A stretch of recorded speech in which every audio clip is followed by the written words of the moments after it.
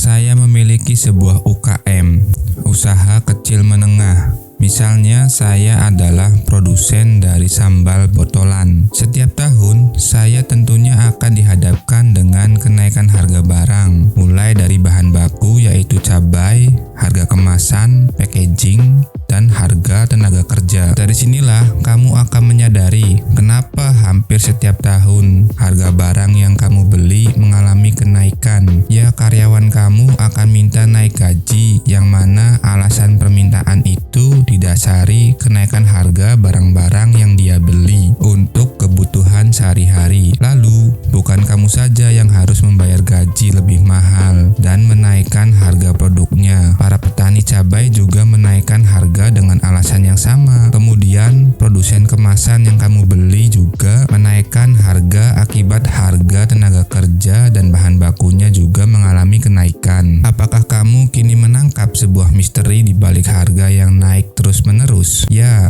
jawabannya adalah karena kamu selalu minta naik gaji dan naik pendapatan setiap saat. Saya menyebutnya dengan lingkaran setan. Pertanyaan saya sampai bagian ini, apakah saya sebagai pemilik UKM menyerah kalah dengan kenaikan harga-harga dan biaya tersebut? Jawabannya tentu enggak. Maka untuk mempertahankan usaha kecil menengah yang saya miliki dengan segala jenis daya dan upaya harus membuat produk menjadi lebih efisien atau penghematan, melakukan inovasi atau penemuan, dan menjual lebih banyak atau sales dan marketing. Perusahaan mana yang nggak mampu melawan kenaikan biaya dan harga, maka disitulah perusahaan akan bangkrut. Setuju nggak? Jadi sebenarnya sebuah sistem yang telah didesain untuk bisa mengalahkan kenaikan harga adalah sebuah kesatuan bisnis dan usaha. Masuk akal nggak menurut kamu? So, sampai di sini jauhilah menabung dan buatlah sebuah bisnis. Mungkin kalau kamu membaca buku entrepreneur atau buku bisnis, kamu akan disarankan hal demikian. Sayangnya, saya adalah orang yang agak malas, namun saya bukan orang yang bodoh. Setidaknya semenjak usia 18 tahun,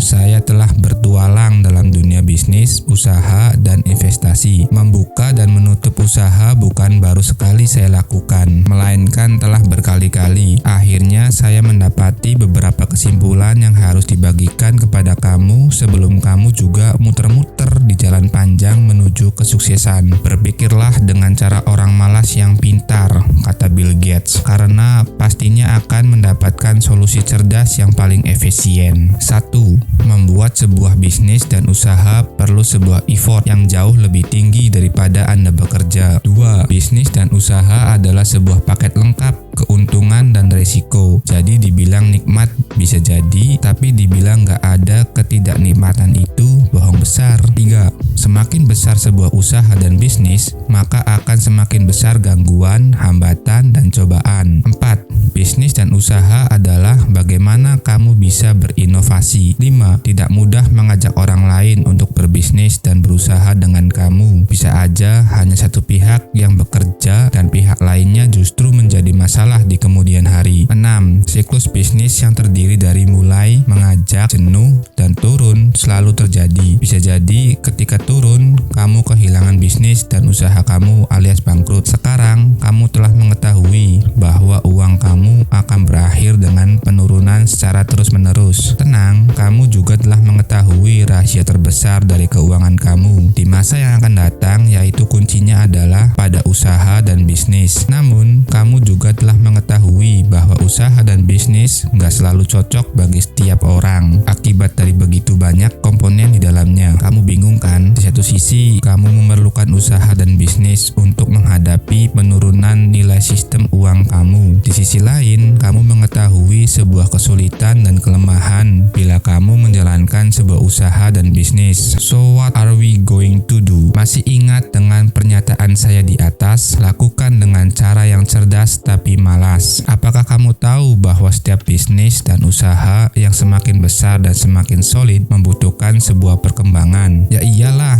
tetapi maksud saya untuk mengembangkan sebuah usaha dan bisnis agar semakin besar membutuhkan modal yang juga besar, benar kan? Begini, saya ambilkan contoh sederhananya ya. Ada sebuah warung soto kecil di seputaran Tangerang. Karena rasanya yang sangat unik dan tentunya enak, warung kecil kapasitas 10 orang dalam sekali makan tidaklah mampu menampung lagi. Orang-orang rela mengantri dan makan sambil berdiri untuk menikmati soto tersebut, apalagi di jam makan siang dan hari libur. Bukan hanya itu, setiap jam makan siang, warung soto yang terletak di pinggir jalan itu selalu membuat kemacetan yang luar biasa karena banyaknya kendaraan mencari parkir hendak mampir ke sana. Dalam kapasitas bisnis dan usaha, maka warung soto ini begitu tinggi permintaannya. Layak sekali untuk melakukan ekspansi usaha, misalnya dengan pindah ke dalam sebuah ruko. Mengapa? Bila saat ini hanya mampu menampung 10 orang, maka pindah ke sebuah tempat yang lebih besar akan bisa menampung sampai 10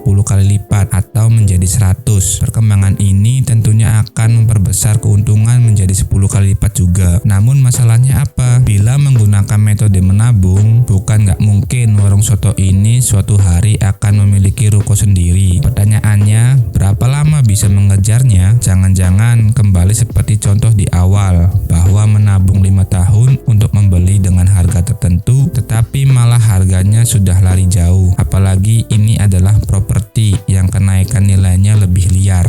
Ada 2 cara paling cepat agar sebuah bisnis dan usaha bisa berkembang. Pertama, berutang. Nah, cara keduanya dengan mengajak orang yang punya uang bukan untuk memberikan sebagai utang, melainkan menjadi mitra atau partner. Loh, kalau berutang sih umum, tapi kalau mengajak orang lain sebagai partner, maksudnya apa? Misalnya, saya memiliki sejumlah uang yang bingung untuk saya taruh di mana lagi karena terlalu banyak. Amin.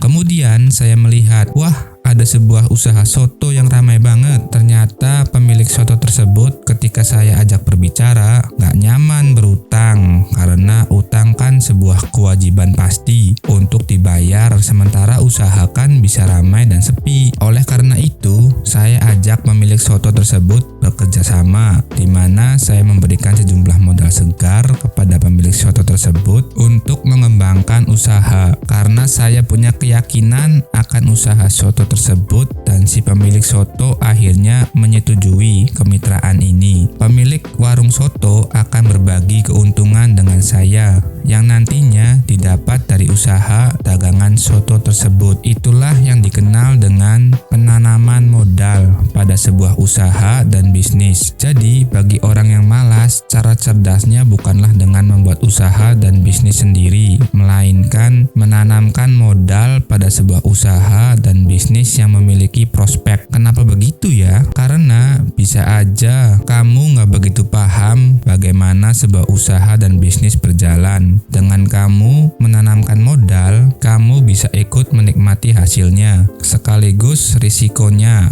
kalau ternyata bisnisnya lesu. Saya kira saya akan habiskan pembahasan ini pada beberapa kesimpulan yang dapat menjadi catatan pengingat untuk kita. 1. Menabung uang, forget it. 2. Uang kamu nilainya akan turun. 3. Solusi dari penurunan nilai uang sebenarnya adalah bisnis dan usaha. 4. Tidak semua orang mampu berbisnis dan memiliki usaha. 5. Bisnis dan usaha yang bertumbuh selalu membutuhkan dana ekspansi yang kadang nggak mampu disiapkan sendiri. 6. Bisnis dan usaha untuk ekspansi menggunakan utang. 7. Bila bukan utang, maka akan menggunakan penanaman modal pihak ketiga. 8. Jadilah orang yang agak malas tetapi cerdas, kata Bill Gates. Like dan subscribe untuk tips keuangan lainnya.